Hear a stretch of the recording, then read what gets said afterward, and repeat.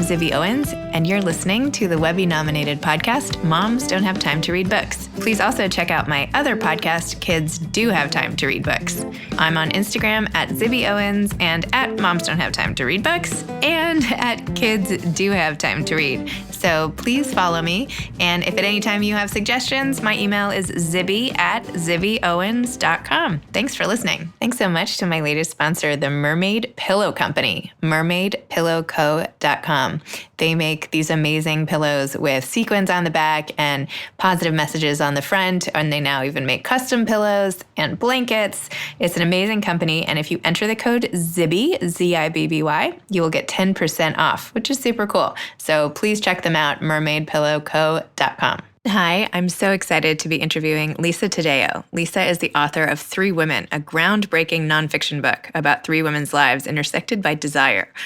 Winner of 2 Pushcart Prizes for her short stories, including a riveting essay called 42 from the New England Review of Books, Lisa has contributed to Esquire, Elle, Glamour, and many other publications. Her nonfiction has been included in the Best American Political Writing and Best American Sports Writing anthologies. She currently lives in Connecticut with her husband and daughter. Thanks so much, Lisa, for coming on Moms Don't Have Time to Read Books.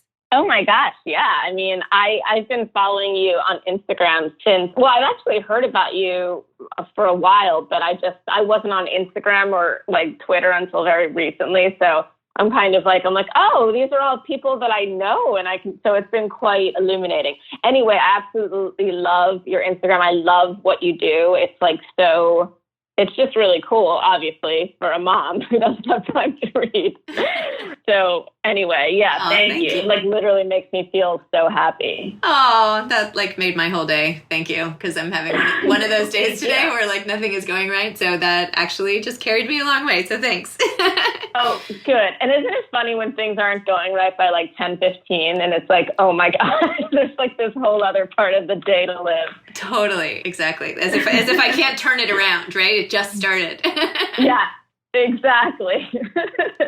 Well, your book, Three Women, I'm so excited to talk to you about it because this is a holy shit book for me. I could not get over this book. I was enthralled from the very beginning, and I have so many questions. So first of all, thank you for this book. I mean, oh my gosh, it's a work of art. Thank you for calling it a holy shit book. That might be my favorite compliment ever. So thank you. Oh, you're welcome. Okay, so can you just tell listeners what Three Women is about and what inspired you to take on this really massive sort of nonfiction project that reads just like fiction? Thank you. Okay, so Three Women is about three distinct and ordinary, and I say ordinary meaning they're not celebrities or, anyone that is sort of known in the world. So I wanted to, take people who were, just like everyone else and just kind of highlight that there's importance to every single life story, since I feel like a lot of people their life stories aren't told in a certain way. So the first woman, her name is Lena. She is a housewife in suburban Indiana. Somewhat rural Indiana. And her husband, when I met her, I started this discussion group in Indiana after moving there from New York City, because I felt that New York City was just it wasn't sort of conducive to getting into someone else's worldview and out of my own, which, I had a life there. So anyway, sorry to be tangential, but I moved to Indiana, started a discussion group with the help of a doctor who, had a bunch of patients that were sort of talking to him about, weight loss, and he was giving them hormones. It was a very interesting group of women. And one of the women who came into the discussion group, her name was Lena. On the day that I met her, she was sort of deciding to separate from her husband, which is something that is, not done in her family and her part of Indiana. She couldn't talk to anyone about it, but she was making this decision. And the reason she was deciding to was because her husband for over a decade had not kissed her on the mouth and said that the sensation offended him. And they went to a couples therapist who basically said, that's okay.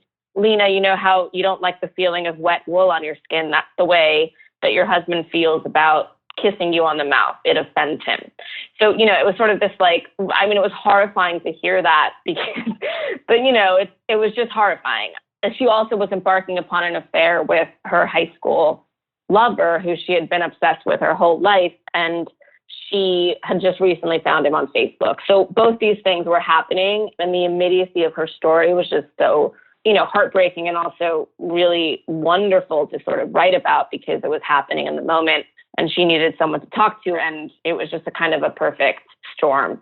The second woman, Maggie, Can I read a quote that you wrote about Lena, which was so beautiful? Yeah. About her and her sort of lack of affection with her husband, Ed. You wrote, she felt life slipping. She felt that her body was being wasted, that her heart was resting like steak on a cutting board. I loved that line. Anyway, you can go on now. Thank you. Thank you. So I found the second woman, Maggie. I'd driven across the country by this point like 4 or 5 times. I would do it 6 times before finding all of the people. So in North Dakota, I was sort of researching this group of women that were immigrants working at a coffee shop during the day and being trucked into the local oil fields at night as prostitutes for the men. So, it was very interesting to me, but I was in this coffee shop and I was reading a local paper and I read about Maggie's trial, wherein this young woman who had had an alleged relationship with her high school teacher, who went on to, win the award of North Dakota's Teacher of the Year. She had come forward with her story after several years, and nobody was, the trial went a certain way, and nobody in her town believed her, including people very close to her. And the thing that struck me about the article was that there had been like hundreds of hours, I think, of phone calls after 11 and midnight between the teacher and Maggie. And, those were like irrefutable because they didn't have the text messages anymore, but they had these phone calls and these notes in her Twilight book where he had written things like, is this like us? I can't wait till you're 18. He was comparing himself to the vampire lover, in Twilight. And it was just shocking to me that nobody believed her. So I drove to Fargo the next day and, introduced myself. And that's kind of how Maggie began. And the third woman, Sloan, is a very beautiful entrepreneur whose husband likes to watch her have sex with men and other women, either in front of him or, sort of somewhere else. And she videotapes it for him. So I had already moved into that town because I'd been talking to other people in the town as possible subjects. But then when I heard about Sloan, I heard all these rumors. But the first rumor that I heard, which was shocking to me that it was a rumor, was not even about the sort of swinging, but rather about the fact that she and her husband her husband wanted to have sex with her every day. Not only did she, quote unquote, allow it, but she also wanted to do it too. And what was shocking to me was the sort of can you believe it? And it was almost like, because, and whatever, it's fine. Some people want to and some people don't. But it was the sort of, mocking of her, which I found so just interesting and kind of horrifying also. So for me, these 3 women sort of came to define the way that, our culture, our society, the way we something is other than us, we, revile it. Or it makes us, we project our own fears onto others and then sort of, freak out. So those are the 3 women. I feel like I'm talking so much, so please stop me. Okay, so you found these 3 women. You tied together their stories, which were woven in and out beautifully. You started the book with a passage that you wrote in the first person, and then you ended with a passage in the first person. So structurally, I found that really interesting. And you open up by talking about your mother and how when she was, a young girl in Italy, this dirty old man would masturbate behind her on the street and how she allowed that to happen. And that sort of sets the stage for this sort of sexually tinted narrative, which comes after. So how did you decide to start off with your own story, or her own story, really? Well, that came very late in the game. Most of the book, I'd say nearly all of the book had already been written and was already interwoven. What happened was that, first of all, the publisher had said, I think you need to, at some point, give a little bit of how you feel, because I had left myself out purposefully. So I considered that, and I still didn't want to say how I felt, because how I felt is not as important as the way that other people feel just hearing the stories, I think. But what I did decide was that these women, indeed all of the people who I'd spoken to for the book, which were in the hundreds and 20 to 30 sort of very in depth. So all of these people had given themselves to this book in a way through no gain of their own and, kind of without ego, except for some of the men I spoke to, which there's a lot of ego involved in them. But the women, for the most part, and a lot of the men had not, were not getting anything out of it. They were talking, they were kind of, if anything, they were getting out of it, just sort of a release in talking about it. But because they had put themselves out there in such a way, I felt like, I should do the same in a sense of like, I didn't want it to be about me, but I wanted it to show what shapes us. And, I think that a lot of people talk about daddy issues, which, are a thing. But for me and a lot of the women in the book, and, I think all of them had, mommy issues in a way where like, I think the sort of weight of the mother really is greater than we know until later in life, which is something I think about every day when I feel like I'm, messing my child up for life with the wrong words. Totally. So can I ask you a little more about Maggie's section to start? Yeah. Okay, so Maggie's section, and this was basically the first one you opened the book with. You say, 6 years ago, you were smaller, and he loved your little hands. Back then, his own hands fluttered inside you. A lot has changed. Your father is dead. In August, he slit his wrists in a nearby cemetery. That is a lot for the first page of the book. Yeah.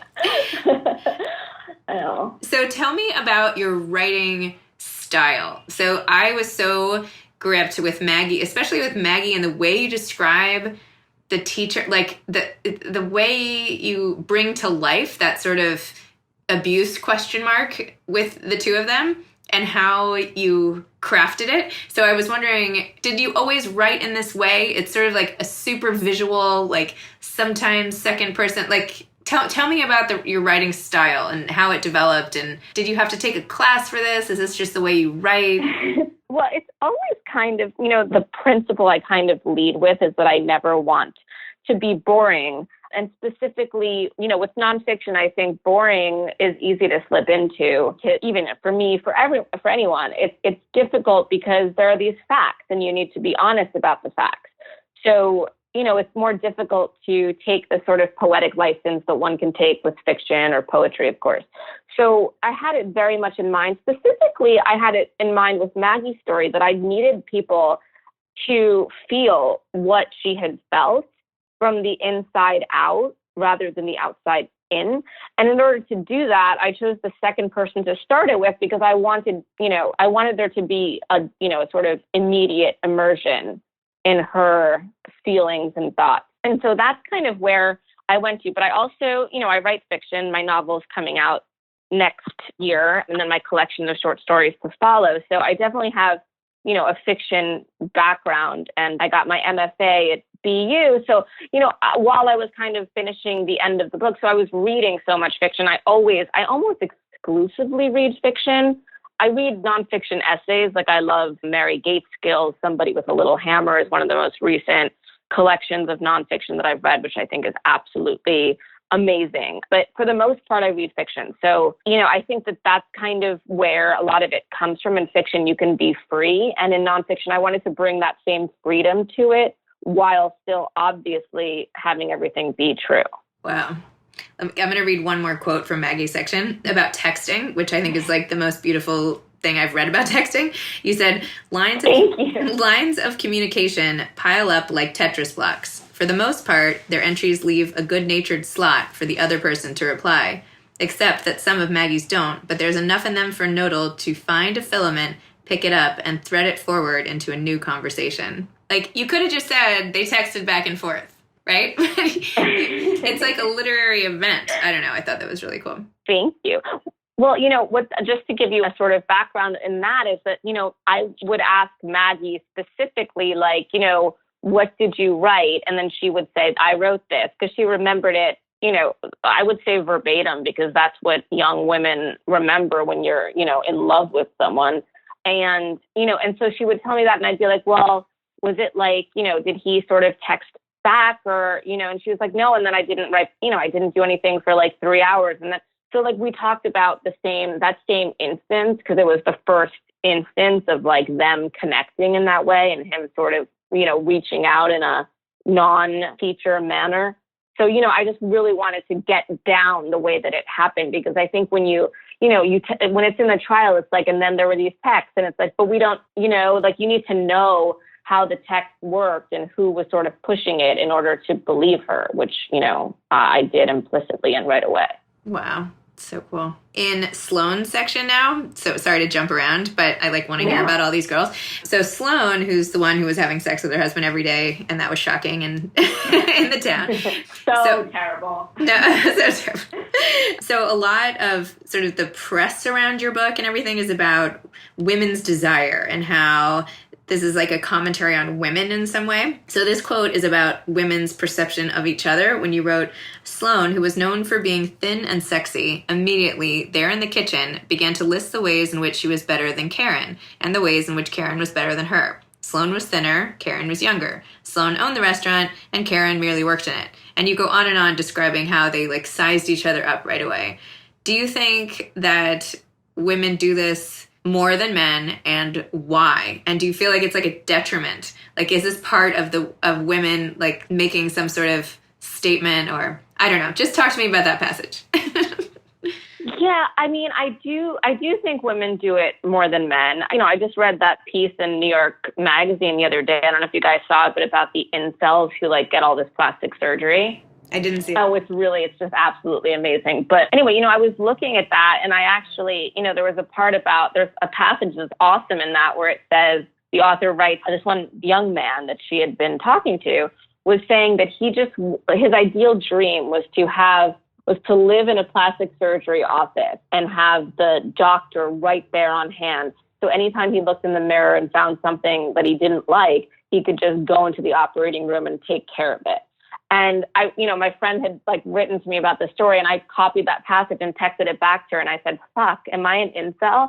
Because I was like, I want that same thing too. And, I just think, and, a lot of the women I talked to, Lena, who was, constantly assessing her looks in the mirror, and it affected the way she went about her day. Sloane has this part where she looks in a mirror and is seeing age around her eyes, and her eyes are she's like, I can't drink anymore at night because I wake up looking like this.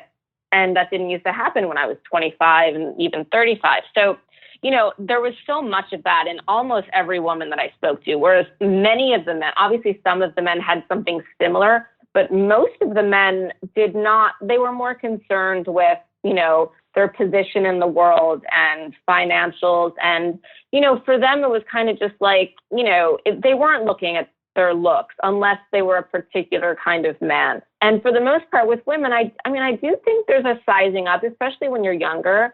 And, Sloane was younger when she did that. I remember I had one friend in college who would not go to a party unless she was assured that she would be the most attractive person in the room. So I've seen so much, and I remember thinking that's insane, but I also understood it. I was like, I don't feel that way, but I have felt something like that way in my life. And, I think that we do it in different circumstances, and almost everybody, because I spoke to a group of swingers in Cleveland, because I was interested in the whole thing. And then when I spoke to them more, it was kind of not, it wasn't that deep, and whereas Sloane was.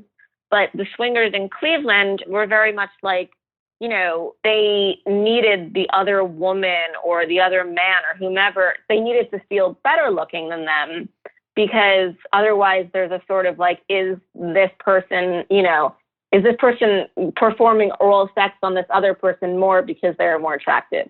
I just think it's a biological feeling that has also been molded by society. So what is it about you that made you want to learn about all these stories, right? This is unusual that you spent so many years digging into other people's lives, crafting them into this really awesome book. How did you get here? I know you won a pushcard for your great essay 42, and another pushcard in 42, by the way, was amazing because I am 42. Anyway, but how did you grow up, or what is it along your journey that made you attracted to this sort of a project? I think that the two things that I'm the most interested in, the two things that I think drive most of our lives, are sex and death. Not to be maudlin, but I mean, I had a lot of loss in my 20s. I lost my parents, my dog, my aunt, my uncle, just like almost my entire family was decimated. Again, not to be maudlin, but it was a lot of loss. So for me, a lot of what I decided to do after, and this project started very differently than how it ended. So it wasn't so much, but when I started finding people that I really thought were both narratively interesting and just, relatable on a human level, because I had so much loss, I think that I was drawn to the aloneness that one can feel in desire. And, I just didn't want people to feel alone. So a lot of the kind of conversations that I had with people were me sort of listening and making sure that they knew that there was someone seeing them on the other side. Because for a lot of these women, for Lena specifically, for so many of the other people I spoke to, the lack of being seen was heartbreaking. And this happened recently, but the German editor of my book said to me that the thing that struck him the most was how the indifference of men, or, any person who is sort of the alpha in a relationship, how the indifference could be so wounding, whereas a man or a person might just not text back because they're busy and they've compartmentalized the other human being as something that they see when they need to or want to see her or him, that sort of not responding just because you don't really need to in that moment is, I think, it's a heartbreaking thing. And that was something that I was very in tune with and attuned to, and that I wanted to understand more about. And I'm so sorry to hear about all of your loss. That's tragic and terrible. I'm really sorry. I didn't mean to. I just realized I used the word decimated, which is pretty aggressive, but please don't apologize. Like, I want to hear. I mean, that's like, I wanted to get to know you. That's like what it's all about, right? We're finding out like what motivates people to write, and, if it was like, and also how people handle loss, right? So you took your own loss and made it into something like this, whereas other people handle it in very different ways. So I find that really fascinating, and I love hearing about it. So please don't apologize for that. That was like my favorite. Not to say it's my favorite part of the interview, but not that it's even, ooh, tell me more about your family's decimation. This is getting juicy. No, I totally get it. And thank you for it. Well, sometimes people are like, they don't know how to, they're like, and I'm like, look, I'm brought it up because I'm obviously, fine with discussing it. And people are like, death kind of makes people, death and desire make people nervous because they don't, there's a lot going on there. And, yeah. So I also had a lot of loss in my 20s. So I feel like, no, it's fine. But death doesn't I'm very open. I don't get scared away. I'll just say that. Okay. Like Me neither. I feel like once you've been through a lot of stuff, some people who haven't been through stuff are a little sort of trepidatious. Is that even the right word? About like getting close to it. But I'm not one of those people, so don't worry. Okay. When you went through all of that, did you use writing as like a way to, cope is such a like cliche word, but did you find yourself writing to help you through that period of time, or did you sort of handle it in other ways? I did. It took a while to get back into it, but I did, not to be whatever, but after my father passed away, I moved back home to live with my mom because she was kind of, lost without him. And I wrote this novel about sort of a young woman taking care of her mother who was sick. And what was funny is my mother was not sick at the time, but I was kind of like likening what I was doing to dealing with somebody with a disease because that's how it felt, because she was so depressed. And then she actually did get sick, and then she passed away. So it was like, so I had this new novel that I almost felt had like, foretold this thing. So that was like kind of devastating. And I thought it was cathartic, but then it just became horrifying. So then from there, it took a little bit of time because I thought that, I was just scared. So then after that, I did, I think that when I started writing short stories again, in my late 20s and early 30s, that was kind of when I started to feel like a catharsis from getting back into it. Wow. What a journey. I feel terrible that you felt like, not that you foretold it, but that it's something that you've dreamed up had happened and ended up being such a terrible thing. Totally. I bet like you must have been, I would have been afraid to write anything. right? Yeah. Like, I mean, what I if it still happened? am, to an extent. Yeah, exactly. Well, I definitely still am. That's definitely still good. Like, there are things I won't sort of touch, which is why, writing nonfiction is a lot, more, it's a lot easier in a way because, it's real and it's someone else's story. So it just feels cleaner in a sense and more straightforward. Interesting. So what is your new novel about? So it is about a woman's rage, I suppose is the best way to put it. It starts out with a man coming into a restaurant while a woman is having dinner with a married man who is not her husband. And this other man walks up to the table and pulls out a gun and shoots himself in front of her. Oh, boy. So after that happens, and we don't really know why in the beginning, but she drives from New York to California it's sort of like the kickoff for her. It's like the last straw because of several things that have happened in her past. And she drives to California to find another woman. And we don't know what the sort of relationship is, but then they meet and they sort of become friends. And then the following journey is sort of like figuring out why it was important for her to find this woman. And then there's a lot of sort of, devastation that happens at the end where she sort of takes out her rage on several people. Wow. Oh my gosh, I can't wait for that one. What is that? What's that going to be called? It's called Animal. Wow. I'm like envisioning the cover. Thank you. I try to sometimes. And it's funny because with Three Women, I really love the cover. I also love all the other covers of the other countries that I've seen so far. But I was like, when I saw it, I was like, oh my God, I can't imagine it ever having been a different cover. And the designer, whose name is Alison Forner, is just like, I mean, her talent is just so amazing. A lot of the cover, there's a lot of people and the sort of other people who are being published at the same time who has covers by her, and they're just all so unique. You would never know that it's all her in a way. Right. Anyway, so sorry to go on a sort of tangent, but I'm really happy with it. Don't be silly. It's a great cover.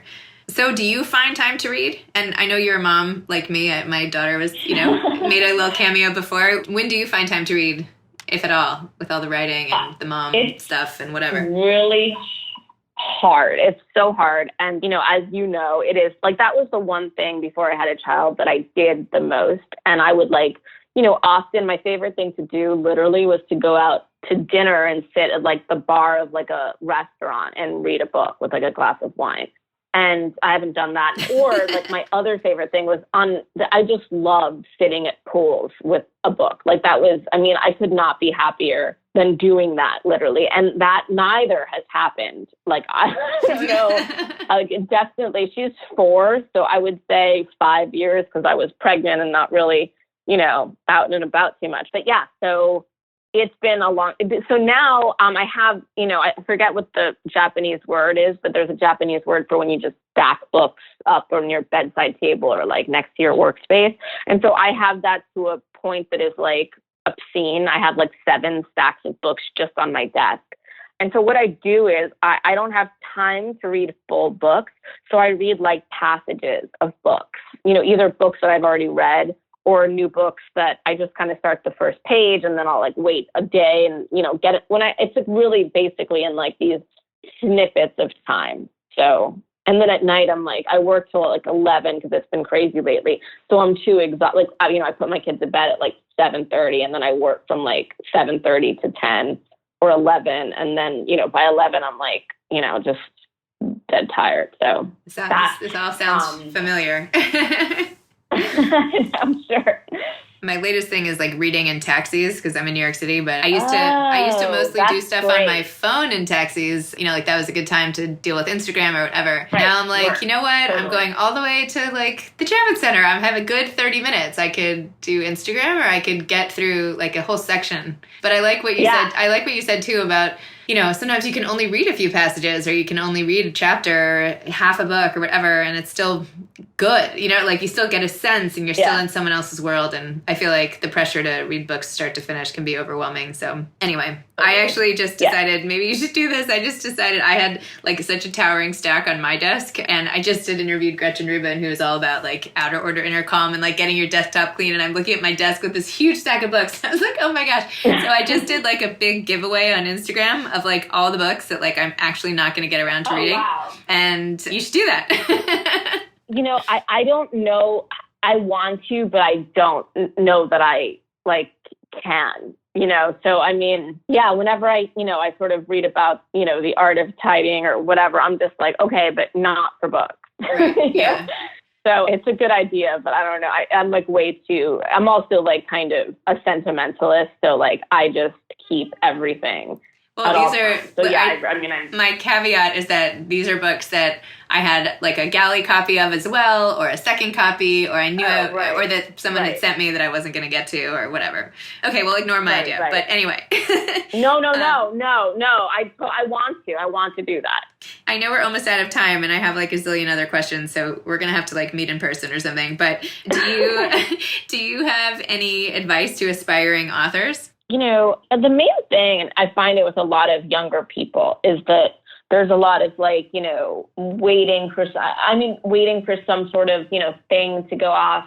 And you can't wait. You just have to write, because otherwise nothing's going to happen if you don't just, finish something. The other thing that I've told a lot of, younger people that I've sort of taught and stuff like that is, perfectionism has no place, I think, in almost anything.